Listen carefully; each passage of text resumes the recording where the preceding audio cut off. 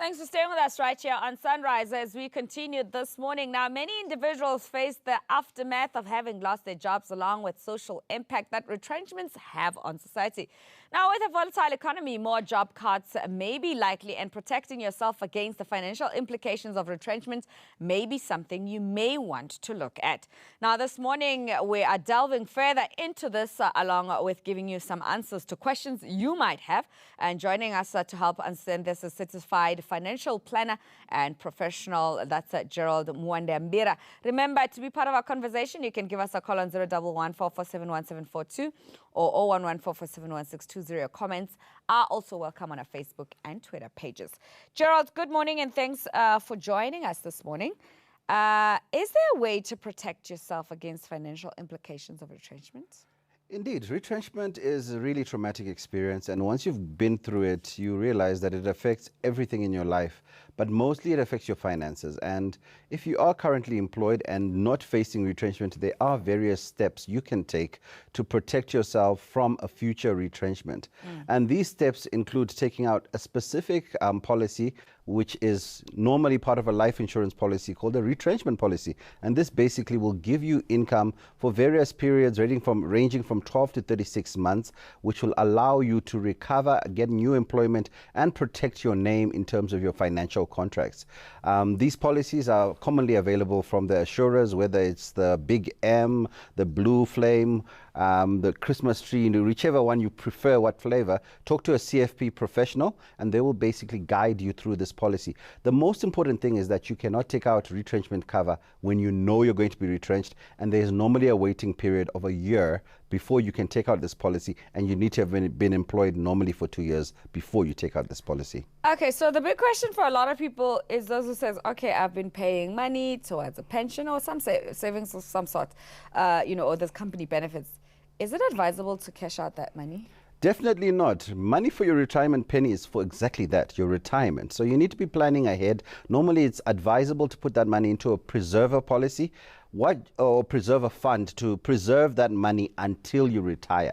Remember, retirement age in South Africa is 55. Most people tend to prefer to retire at 65.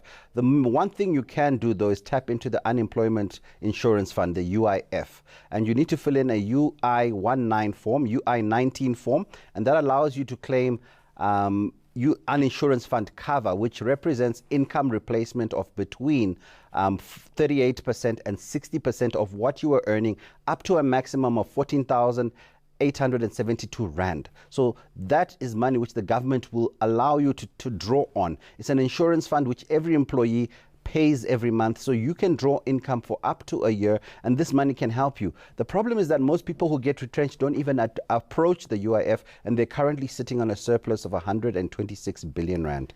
But I mean, other question, does it depend on how long have you been employed for you to be able to claim with UIF? No, Penny. As long as you have been employed and your employer has registered you for UIF, which is one of the requirements of the Department of Labor, you can claim from the UIF fund. Once you're claiming UIF, you now need to take various steps to protect yourself and your finances. One is go through all your policies. Check if you have those retrenchment policies already in place, if you have credit life, and most importantly, call your biggest creditors. So your home and your car loan, call the bank, tell them about the situation. And normally they are quite understanding, because retrenchment is unfortunately becoming more and more a part of our lives in South Africa.